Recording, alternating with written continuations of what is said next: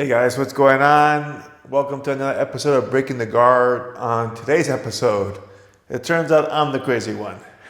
Okay, if you watch my news clip, I did a preview of UFC 316, Merab versus Sean O'Malley, and I had made picks. And if you watch the fights, spoiler alerts, right? If you don't want to hear the results, tune out now. But I got 4 to 5 wrong. Not great. It looks like the bookies knew they were doing better than I did, although they did get one wrong. But let's get into it. The first one was Kevin Holland versus Vicente Luque. I thought Vicente, being the dog, was somewhat disrespectful considering he was a ranked 10 fighter and Kevin was not even ranked.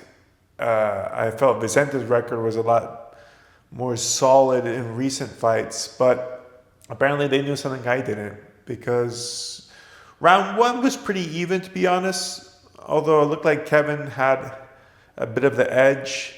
Vicente tried to go for one takedown and got really punished for it. He went for a single on his feet, and Kevin just started beating him up with one hand for about a good 15 seconds until Luque decided, okay, enough. I gotta let go of this. But on the feet, they were exchanging pretty well. And in round two, it looked a little more the same, but it looked like Vicente was getting a little more desperate to try to either land a bigger shot or try to score a takedown. But like the takedowns weren't there for him, it seemed like. At one point, he did, I can't recall the order of the events, but he did try to close the gap, shoot in, got sprawled on, and then Kevin launched into an anaconda choke, really nice and tight, sealed the deal and got the tap. I mean, good scalp for Kevin now. This is 2 top guys he's taken out. So, I mean, 2 good wins back to back. Maybe he can make a good run here, and if he's starting to take it seriously. I always called that Kevin a dumb fighter, but he wasn't fighting dumb this time. He fought smart. So kudos to him. The next fight, Mario Batista versus Patchy Mix. There was a lot of hype coming into Patchy. I trained with him. I know how good he is on the ground. He's shown that he could knock people out as well and stand up. But Mario Batista was a difficult test, and it was very apparent early in the fight this is going to be a big problem. Now, the bookies had Patchy as a favorite, and I was rooting for Patchy, of course. But Bautista pretty much put that to bed after round one because he was just dancing around Patchy. I'm not sure if it was, UFC jitters or whatnot, but Patchy was really flat-footed. He was barely moving, and his head wasn't moving at all. And he was getting popped with right hands consistently. But I don't think Bautista throws particularly hard. It looks like he's like an endurance fighter, and he likes to pressure more because he was landing pretty freely. And Patchy didn't really react too much, to be honest. He just took him. But strange, he didn't go for a takedown at all in round one. And I think maybe he went for like 1 or 2 takedowns in round 2 and 3, which mostly went the same. Although round 2 went better for Patchy. He definitely landed more. And round 3, he opened up a little bit more. Again, I don't know if it was enough to win a round, but he busted up Mario's lip. But it was just a really odd style. I haven't watched many Patchy fights, despite him training with us. I've seen like his quick finishes. So I'm not sure if that's like more typical of him, or it's just like first time in the big show. This was his biggest layoff of his career. Maybe he's got a little ring rust, but he needs to move more. He needs the head movement to move more. He needs to actually level change and pressure the takedowns. If you're a great grappler, but you never show it, your opponent doesn't have to worry about it. As a result, they lose any anxiety or strategic advantage that you may have had by having them have to lower stance and worry about getting taken down goes away. Even if you want to be a striker, you have to pressure your takedowns so that your opponent has to change their levels themselves, which sets him up for better strikes. So Mario won that one by decision, making me down 0-2. The third one was Kelvin Gastelum and Joe Pfeiffer. I was going for Kelvin, and I knew he was a long shot on this one, but he's a dog, and he's been in there with some of the best and given them hell. And I haven't watched Joe Pfeiffer besides highlights, and he looks like a scary guy, really big, strong hitter, also a finisher. And when I tuned into the fight, it looked like it was almost done before it started, because the first punch Joe lands drops Kelvin on his butt, and I think that was the first time he was knocked down in the UFC. But Kelvin has good resilience. He managed to come back, got rocked a couple times, got hit with a solid head kick in that same round and just ate it. Like, his chin is just really tough. So he clearly lost that first round, and then they went in. But I'll say this, Joe was very patient, maybe too patient, because Kelvin got back in the game. Round 2, you could even argue that Kelvin won. I'm not sure he did, but he could have, right? Like, a judge may have seen it that way, because Joe wasn't putting as much pressure on him. He was kind of like letting him up and not really digging in, and he was letting Kelvin wing punches at him. It looked like if he would have put together some combinations or just kept the pressure, that he could have put him away, because he's got some incredible power and accuracy. Because Kelvin's moving around a lot too. Third round, Kelvin probably won that round in my opinion. He was definitely landing more. Although he got taken down early in the round, it was in response to him landing a solid shot, and he got up right away. It wasn't a takedown of consequence. But either case, Joe ended up winning the decision, showing he's really tough. And he had said afterwards he respected the chin too much. He was worried about, he felt like he was headhunting, going for the one punch kill in round 1. And then afterwards, not being able to put him away kind of got in his head, and he tried to play more conservative. He didn't want to get fatigued and then get beat late in the round, which almost did happen. So he played it smart. You know, he's definitely a promising talent.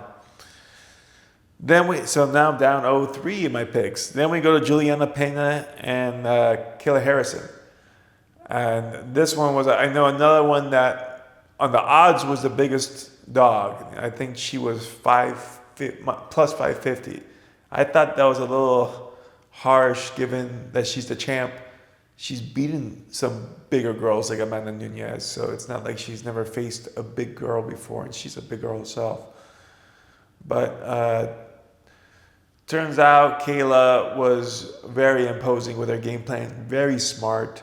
She did strike a bit, just enough to be able to close the distance, and scored an early takedown in round 1. And she landed right in side control, so it looked like, well, this is not going to last too long. But Pena, to her credit, recovered the guard and was able to keep her in the guard, not letting any real damage happen. So she played it smart. But round 2, more of the same. Kayla was able to pressure her, get to a clinch, take her down. Once again, Pena went to her guard. But as the round wore on, Kayla was putting more and more pressure, threatening arm triangles, working into half guard. At a certain point, it was maybe 15 seconds left. She gets a Kimura from the half guard. For whatever reason, Pena kind of freaked out in those last moments. All she had to do, it was clear the round was lost. Just don't get finished. But it looked like she was trying to bail out, stand up, or whatnot, because she opened up, which gave the Kimura, and then Kayla passed and cranked it really fast. And I think there was 5 seconds left, and Pena was forced to tap, and validly. Otherwise, her arm would have been torn off, because she was already flat on her back and her elbow was 90 degrees down. You see, I can't even move there. Her arm was on this plane here. I would have been already destroyed. So a great win for Kayla. She proved that the hype was valid. She was very competent on her feet. didn't take any shots really, and was able to close the distance using her grappling. Didn't forget what she is, which is she's a grappler, and she imposed the game. That's what you want to see from a grappler, right? They have enough striking, enough head movement, enough pressure where they can close the gap, make their opponents fight short, and stifle them that way. So kudos to her on becoming the new champion. She calls out now Amanda Nunes for a super fight title. Not a big fan of this, in my opinion, because again, Amanda was retired and currently unranked, and I'm presuming there's other women out there that could be fighting for a number one spot, or who have the number two spot, I guess, because Kayla was the number one spot. But bringing her out of retirement, I guess it makes sense. Amanda was one of the most dominant champions before Pena unseated her. She is big. I don't know if she was wearing platform shoes or whatnot, but when they had a face-off in the cage and Pena was like 2 or 3 inches taller than Kayla, who's tall herself, I think she's like 5'8". So I'm imagining there's some lift in the shoes. But either way, like, it's another big girl, and she's also another one who's heavy-handed. She might be able to play better. They also seem to have some inside baseball because they're both an American top team. So I'm sure that's going to be interesting. Although American top team is such a big gym that there's multiple coaches that I'm sure they can split off to. So it's not like they're training against each other, but kind of weird. But they were amicable, and looks like they both wanted that fight to happen. So it'll be interesting, I guess, to see that. But for me, if I was a fighter on the roster, I'm like, what the hell, dude? You know, someone could just pop out of retirement and jump in line. I feel like if I'm the number 2 guy, like, I'm next, right? Or at least I should be fighting for the next spot against the number 3 or 4. This is kind of what I was saying, like the WWE aspect, where like just because you have some name and clout, you can skip lines and go straight into a title shot. Well, with that said, I'm down 0-4. Final fight, Merab and O'Malley, the rematch. The fight starts off very similar to previous fights where Merab's just putting a lot of pressure, but O'Malley is doing a good job keeping distance. Merab's landing him and actually outlanding him from the feet, scoring shots here and there. O'Malley defends some early takedowns, and looks like his takedown defense improved. But he eventually gets dragged into the ground, although O'Malley gets back up. But like I told you before, the problem with Merab, he doesn't care you get back up because you use a lot of energy to get up, and he's hitting you the whole time you're getting up, so it's not really a big deal to him. And he's good on his feet now. Like, his striking keeps getting better. He was landing good shots. I think he dropped O'Malley in that first round. I'm not sure if it was off balance that he got clipped or like he actually rocked him and dropped him, but he's dangerous everywhere. But the most dangerous thing about Merab is just the gas tank is just insane, and is such a weapon because he knows it and he uses it to the maximum. He's beelining at you constantly, attacking you constantly. You have no rest. O'Malley does a good job of being dangerous though, and keeps Merab at bay. But they go into round 2, and round 2 starts coming out the same, where he starts dragging Sean into the ground early and starts punishing him. Sean's trying to play guard, but Merab's just all over him, punching, elbows coming up, hitting him. And at a certain point, Sean tries to come up, and I think that was the mistake because he just used a lot of gas trying to get up. Merab was just wrist riding him, punching him, wrist riding him, cross-facing him, doing that head-over-head pressure you guys see me talk about. At a certain point, he goes to his fours, and then now he's riding him even more, punching.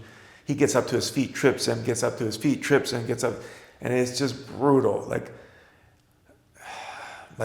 if I'm a guy that's not a grappler fighting someone like Merab, it's almost better to concede that round. You know you're in a 5-fight thing, I'm down 2. Because me trying to get up is going to be so hard that if I don't like knock him out as I get up, I'm probably going to lose the next 3 rounds the same way. Because at a certain point, he gets dragged down, and there's maybe like 30 seconds left in the round. Merab goes front headlock. Looks like he's trying to lock a power guillotine. It's not a Darce because there's no arms inside. It's just neck here, but it's a very shallow power guillotine, right? Because it was just like the arm behind under the neck, grabbing the mid forearm, hand over the shoulder. But the chin of Sean is down, so like he's kind of like this. So it's not a clean choke, but he's able to drive it enough, and he must be like putting enormous pressure on the chin where Sean had to roll to his back. And when he rolled to his back, his chin kind of lifted. So now the choke got inside, but it also got kind of inverted because then it went to like a north-south position where like O'Malley's legs were here, and let's say if I was Merab, I have here, and now to me it looked like a Ezekiel, but like inverted, right? Rather than being like, you know, head over head on the Ezekiel, legs, you know, hips aligned, they were now flipped over because it wasn't a north-south choke. He had the pretty much it was like a power guillotine, but since Sean rolled in a 180, it kind of became an inverted Ezekiel or a reverse Ezekiel, whatever you want to call it. And he finished it there because he just drove into it from that north-south position, forced O'Malley to tap, retaining the belt and just cementing his position as one of the toughest bantamweights in UFC history. A very dominant victory, won by submission, which a lot of people wouldn't have picked. And in the post-fight interview, he's talking about how he's adding more weapons into his game, like the submissions, that we should expect to see more of that. They also set up the fight now with Sandhagen, which is going to be an interesting fight because I imagine the height must be similar to O'Malley, or Sandhagen might be a little taller, but Sandhagen's a bit more well-versed, in my opinion. Better at wrestling up, escaping back positions, so he might fare better than Merab. I mean, not Merab, than Sean. But in any case, I went 4-1 for the night. The only right pick I got was Merab, which wasn't a hard pick. So yeah, I guess I picked poorly. I think it's the first time in a long time that it's been so long. I usually get most of them right. I really went against the bookies here, thinking that I could have some edges. So, in any case, it was fun to watch.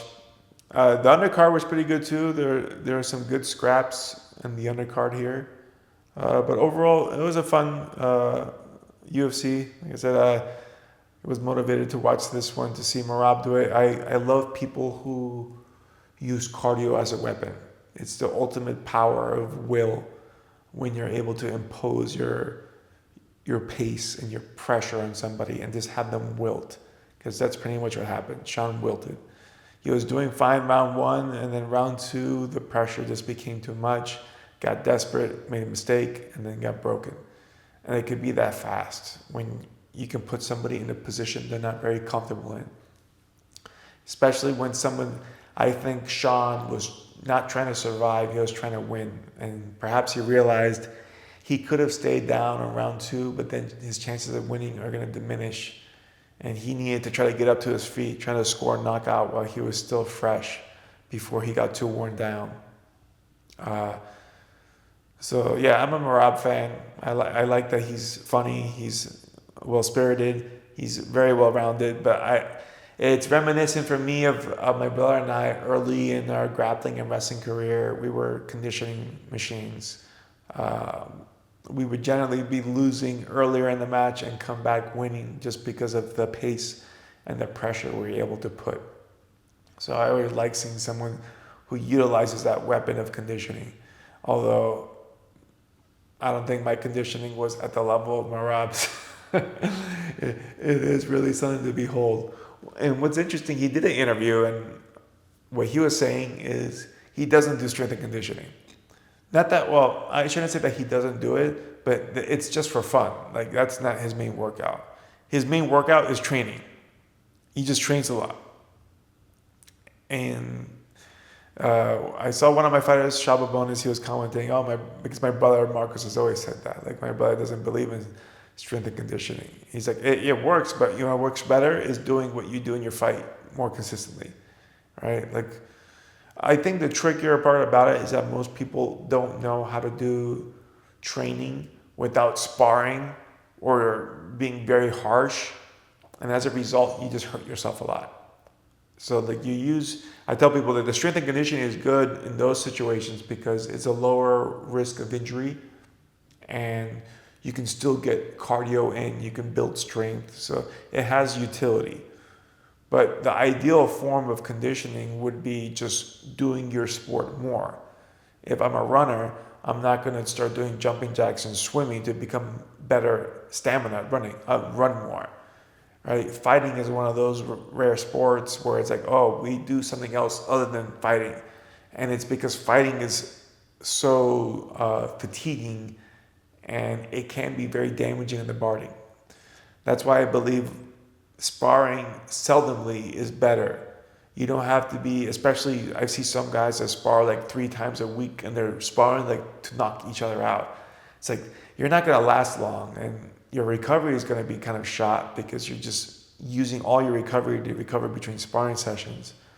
I feel like you don't have to spar hard very often, and especially later in your career. Early in the career, when you're younger, you can bounce back faster. You do want to build some toughness in the gym.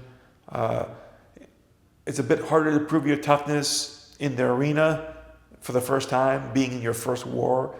It's good to have a few gym wars, but I feel that's young guy, early in your career, when your recovery is at your maximum.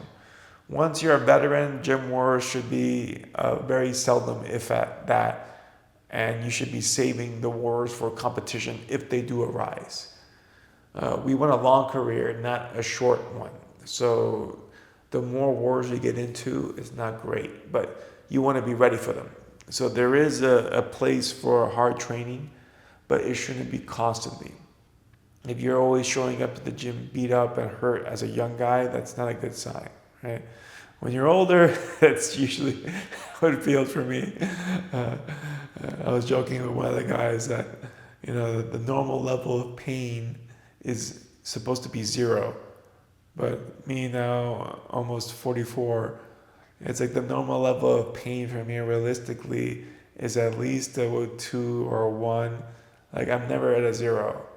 And my pain scale, I say it's extreme, where to me, a 10 in pain is the maximum perceivable amount of pain you could have before you fall unconscious the moment afterwards. Just like red line and boom, you're gone. And I was telling him, I think in my life, the most pain I've ever felt maybe was an 8. And it would have been when Paul Harris got the knee bar on me. After the heel hook knee bar combo, there was a brief moment when the break happened. Well, it wasn't really a break, but like I think I tore some hamstring there. Like it was just like, and like I just heard almost like a beeping in my ears, like a doo, and then I came back and I was like, ah. But afterwards, the pain drops, and now it's maybe like a 3 or a 4. It's just dull pain. And, it's spiking when I try to move around. But that low level of pain, even over a period of time, is like torture. I know, like when I did the knee surgery, I had like 5 days where I wasn't able to fall asleep because I had a paradoxical reaction to the pain medication they were giving me, which I think was oxytocin, and I wasn't able to fall asleep. But I was at a baseline level of 3 for 72 hours. It wasn't 5 days I was awake. I think it was 3 to 4. My memory's a little fuzzy. It was like 3 to 4 days of not an ounce of sleep, just staring at the ceiling and just feeling nonstop pain, and it's rough. Right, it's even at a low level pain. So I think older, like I want to be as low on that scale as possible, but it's usually like a 1. It's never 0, unfortunately. Hopefully one day I can bring it back down to 0. But as I try to tell people, there's a difference between being sore and being hurt. And I think a lot of people confuse those lines, right? Being sore, like I lifted hard one day, the next day I feel sore. That's not the same as I got brutally leg kicked by my partner and then the next day I'm limping and like I get sharp pains when I move my leg. Those are two very different sensations that I feel like the untrained don't understand the difference of, right? Being sore is usually alleviated by training. Why? Because you get more blood flowing. Blood flowing helps circulate more nutrients to your muscles and your body, helping them to heal and recover. Versus when you're hurt, you're feeling sharp pain, not like a dull, achy pain. It's like stabbing pain. That's your body sending you a signal saying, hey, stop moving that dummy because it's getting worse, right? So these two things are different and shouldn't be treated equally. So to be fair, like sometimes a soreness is really high that you perceive, and those type of situations you have to play with caution, because if you're extremely sore, sometimes that means you've overtrained to the point where if you start trying to train, you're more likely to injure yourself because you're just completely wrecked. But if you're just a bit sore, it's always a good idea first just start moving around. Because when you start moving around, you'll know right away, like, is this hurt or is this just sore?